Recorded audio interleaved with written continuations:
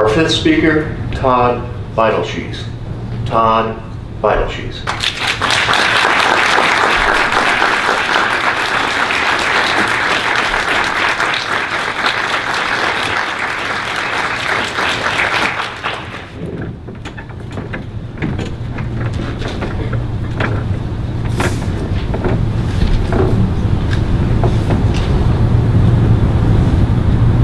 Have you ever wanted to be in charge?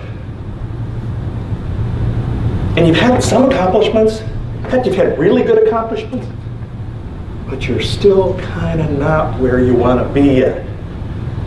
Can you imagine if you could step out and become the leader that other people see in you? Fellow Toastmasters, and especially Tim, I love this speech because it starts as an icebreaker, the very beginning of Toastmasters. And it gives us a chance to understand who you are. So in your speech, you have this wonderful organization. I could clearly get the clarity. And that's what I look for in the goal that you have of becoming a leader. You were clear, you did this chronological story, telling many events of your life, putting me back, getting to know your family, the awards that you had, the progress you had to become a Toastmaster, and then to ask for our help. What I also liked is the fact that your opening and closing, I always look for that. You started with a YouTube video, which I think some of us had, when I started my icebreaker, they didn't have YouTube, but we tried to copy somebody else, and we couldn't find our own voice yet. And so you learned in this process that you had to find your own voice, and you're still working on it. That's what I loved, the opening and the close. I also like the fact that you had to adjust the volume. We have these mics on, and sometimes they make noises, and sometimes they drop in and out. And unless you're a veteran speaker, you may not be ready for that. Now in the beginning, you were a little quiet, and that's okay. But when the volume kicked in, you adjusted fine to the noise.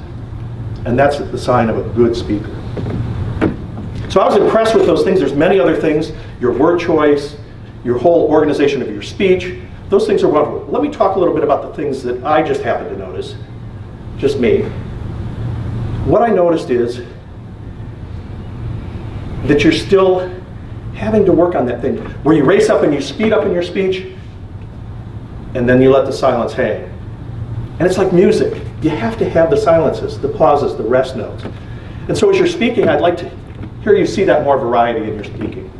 Second thing is, when you're constructing a speech, and we've heard this before, you need to edit things down. It's taking away, not adding to. So you put this wonderful speech on a chopping block, and you just chop out the parts to get to the critical message.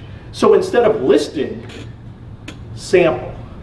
And we've heard these great presentations about how to tell stories. So you've got lots of ideas about how you can take 3 events and tell those stories in detail, and then move on. And finally, what I'd like you to do is, in the words of that great woman leader, Queen Elsa, let it go! Let it go! Let it go! And how are you going to do that? You're going to do it by taking table topics. You're going to get probably 32 different recommendations of things you can do to your speech.